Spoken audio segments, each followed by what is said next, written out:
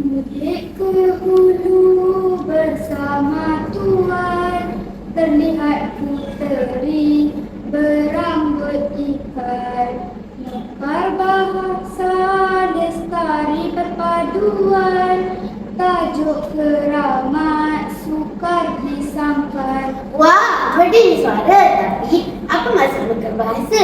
Mekar macam bunga yang kemar macam ni ke? Lestari perpaduan apa pula? Maksudnya, apabila bahasa digunakan dengan baik, ia dapat menyatukan semua rakyat. Oh, fahamlah saya. Perkara 152 Perlembagaan Malaysia memperuntukkan bahasa kebangsaan di Malaysia ialah bahasa Melayu. Jelas dan nyata.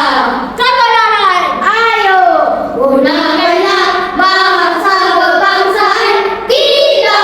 Marilah amalkan ramai-ramai. Bahasanya menyatukan kita semua. Yakinlah bahasa jiwa bangsa. Yakin, yakin, yakin. Kualiti bahasa, pembelajaran hebat, huraian mantap. Kebenaran. Kita bersatu kerana bahasa terbaik. Kau tahu tak, di sekolah kita semua guna satu bahasa? Tahu. Pagi-pagi, semua guru bercakap bahasa Melayu, kita faham tak? Faham. Di sekolah kita ada Melayu, India dan Iban. Semua harmoni, guna satu bahasa. Belajar pun jadi mudah. Cikgu-cikgu hebat, murid-murid pun faham. Betul.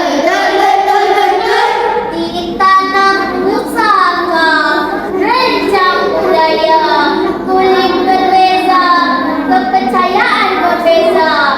Namun kita di bawah langit yang sama, disatukan oleh satu bahasa. Satu resapi yang sangat indah. Bila perpaduan terjadi, segala janji mudah terpatri. Hormat agama yang ada di Malaysia. Budaya ada resam pelbagai kaum. Kepercayaan kepada Tuhan, kesetiaan kepada raja dan negara, keluhuran perlembagaan, kedaulatan undang-undang, kesopanan dan kesusilaan. Buktinya, tengok sahaja Malaysia sekarang. Rakyatnya berbudi bahasa, penyayang, hasil daripada satu bahasa dalam kehidupan. Mekar bahasa di bumi merdeka. Lestari perpaduan sepanjang masa. Santun bicara tinggi budi. Cerminan rakyat Malaysia madani. Apa itu madani? Madani itu penuh hikmah, menghormati insan tanpa memilih wajah. Taman